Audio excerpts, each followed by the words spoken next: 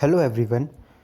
Now our next chapter is consumer equilibrium, and in this chapter we will study about utility analysis. Okay. So first of all, what is utility? Here I will explain you with the help of an example. Now suppose you went outside on a sunny day, okay, and it's been 3-4 hours and you haven't drink water. So you came back home, okay, after finishing the work, you came back home and you drank 3 glasses of water. Okay, so after drinking 3 glasses of water, your thirst got over.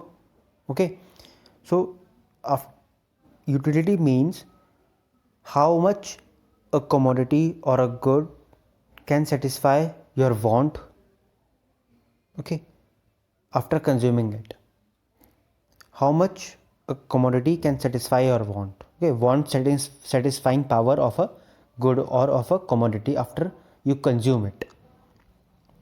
And we can measure that satisfaction, that utility in numbers. Okay, 10, 15, 20. So we call it is measured in cardinal numbers. It can be part of your MCQ.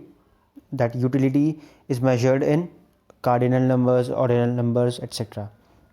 So utility is measured in cardinal numbers, that how much a commodity can satisfy your want, your desire. And what was your desire in this case? Your thirst. Okay, so how much water can satisfy your desire, your thirst, that will be called utility. And like length is measured in which unit?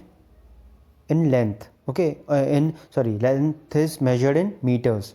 So in the same way, utility is, the unit of utility is utils.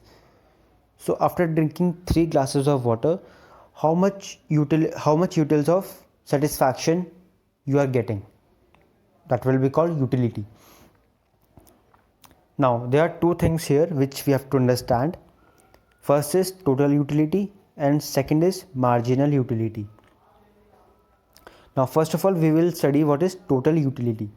So after drinking 3 glasses of water, how much satisfaction you got, or how many utils of satisfaction you got. Okay, like for example here,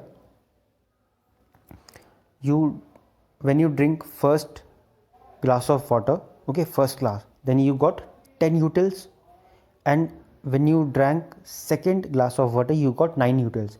So after drinking both the glasses you got total utility of 19 utils. Okay, after drinking both. So we are not measuring the utility of one particular glass. Okay, we are measuring the utility of all the glasses which we had. Okay, and remember one thing, in this we have to consume a particular good simultaneously. Okay, one by one, not like one glass we are consuming today, another glass we are consuming tomorrow, or after 3-4 hours. We have to consume a particular commodity one by one simultaneously, that at that time only. Means the gap between consuming two commodities should be as minimum as possible. Okay, so after consuming first glass we got 10 utils.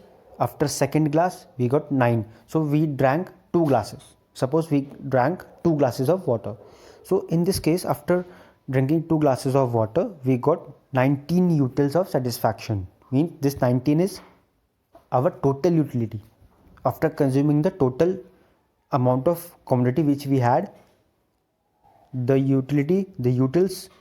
satisfaction which we got will be called, the amount of satisfaction which we got, it will be called total utility. Okay, the sum total of utility derived from the consumption of all the units.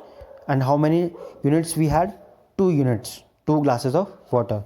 So we got 19 utils. So this 19 utils will be called total utility. Okay, now next thing is marginal utility. as by definition here, it refers to additional utility on account of the consumption of an additional unit of good. When we consume one extra unit of commodity, okay, then we get few additional utils of satisfaction. Okay, so here we will see the difference. Like here, after consuming first glass of water we got 100. Okay, after consuming second glass we got 90. After third glass 270. Means after total consuming 3 glasses we got 270 utils of satisfaction. But here in marginal utility we are saying about the difference. From first we got 100, and after consuming 2 glasses we got 190. So this is total utility. 190 is the total utility here after consuming 2 glasses. But how much utility we got from the second glass? From the second glass we got 90 utils of satisfaction here. So we have to minus here. Okay, there's a formula here, Tn minus TUn minus TUn minus 1, means lower TU minus upper TU. Lower TU minus upper TU. So 190 minus 100. So from that particular second glass we got 90 utils of satisfaction. And if we have to find the utility from second glass, how much utility we got from from third glass, then lower TU minus upper TU, means third minus second. So 270 minus 80 will be 270 minus 190 will be 80. 270 minus 190 will be 80. So after consuming third glass, I am not talking about the first and second, I am excluding first and second glass, I am talking about the third glass only. So after drinking third glass of water, only third glass, we got 80 utils of satisfaction. So in marginal utility we are talking about the utility which we got from one particular glass. We are not adding all the glasses, but we are talking about the utility which we got from all the glasses separately. Okay, separately. In TU we add all the glasses, but in MU, marginal utility, we find the utility from each glass separately. From first glass we got 100, from second glass we got 90 utils, and from third glass we got 80 utils of satisfaction. Okay, and if we combine all three, or if we add all three, the utility of all three glasses, we got 270. Okay, so this is the basic difference, or the definition here of marginal utility and total utility. In total utility we add all the utils, and in marginal we find out the separate satisfaction which we got. Okay,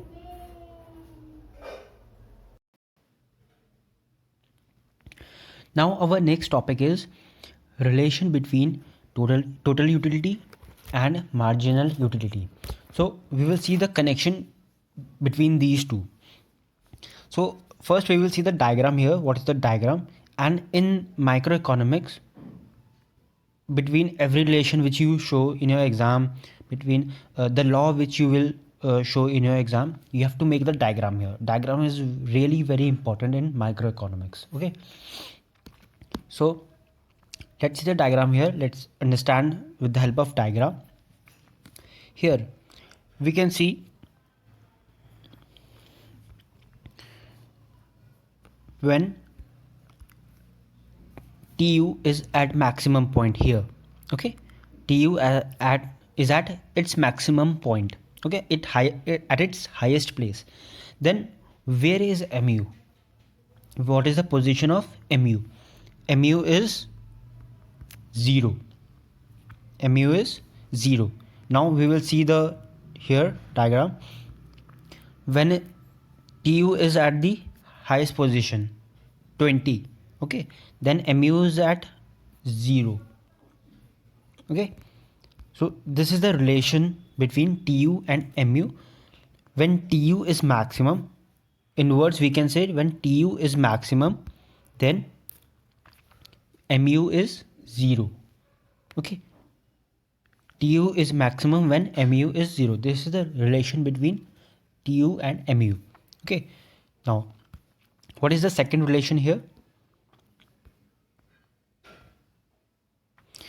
Second thing is TU increases, TU is increasing as long as MU is positive. This is till here, till x-axis, MU is positive, and after when TU starts declining, MU starts declining, but where? In the negative.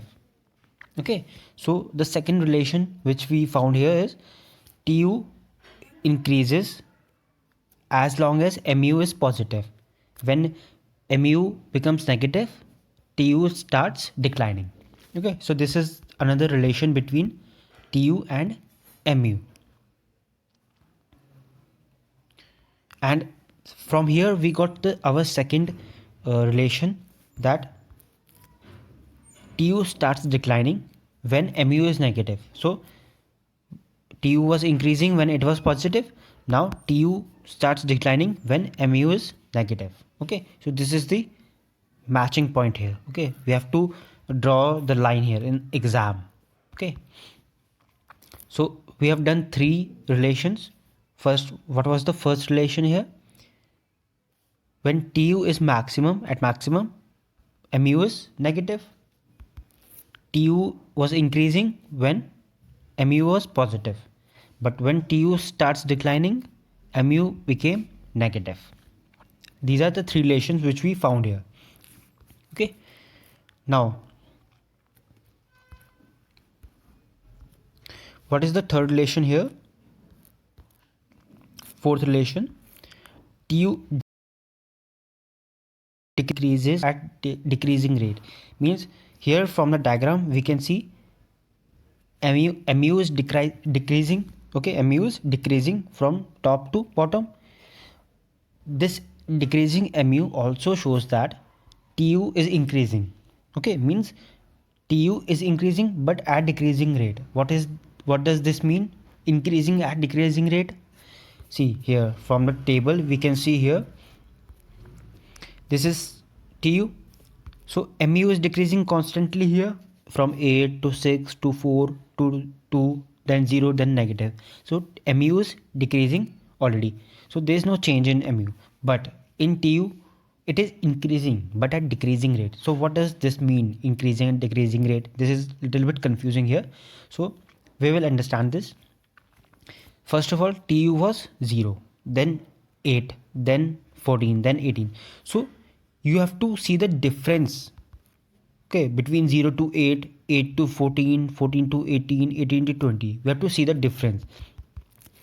So from 0 to 1, the difference was 8, 0 to 8. Then difference was 4. Then difference here was, sorry, from 8 to 14 difference was 6. Then 14 to 18 difference was 4. Then 18 to 20 difference was 2. Then 0. Then minus 2. So we can see here TU is increasing from 0 to 8, then to 14, then to 18. Okay, it's increasing but at diminishing rate. And what does this mean? Diminishing rate means the difference between two numbers, between two TUs, the lower TU and the upper TU is decreasing simultaneously. Okay, the TU all over it is increasing, but the difference between two TUs are reducing. Okay, this is the meaning of the sentence. Decreasing MU implies that TU is increasing at decreasing rate or diminishing rate. TU is increasing at diminishing rate means TU is increasing, but the gap between two TUs, between 14 to 18 or 18 to 20, is decreasing slowly. from top to bottom. Okay, so the relation which we found here is as long as mu is decreasing, tu is increasing but at diminishing rate. It is increasing but the difference between two tu's are decreasing one by one. Okay, decreasing slowly. So the basic relation which we have to study, which we have to understand, are these four relations which we found from the schedule and the diagram. Okay, so in exam you have to make this, we have to first write the definitions of both of tu and mu, then we have to make this schedule. Okay, this table is called schedule in economics. Then you have to make the diagram, this, and then you have to explain in theoretical language. You have to write this also. Okay, this. So here you can see, you can copy from this also. So this is the relation between tu and mu.